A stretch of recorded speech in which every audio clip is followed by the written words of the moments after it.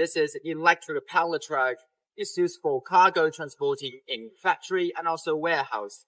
Today, I'm going to show you guys how to operate this forklift. First, let's activate the ignition key.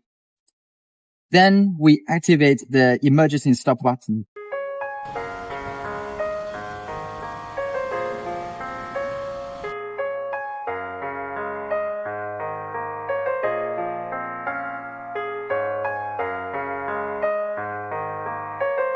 This is a low speed button.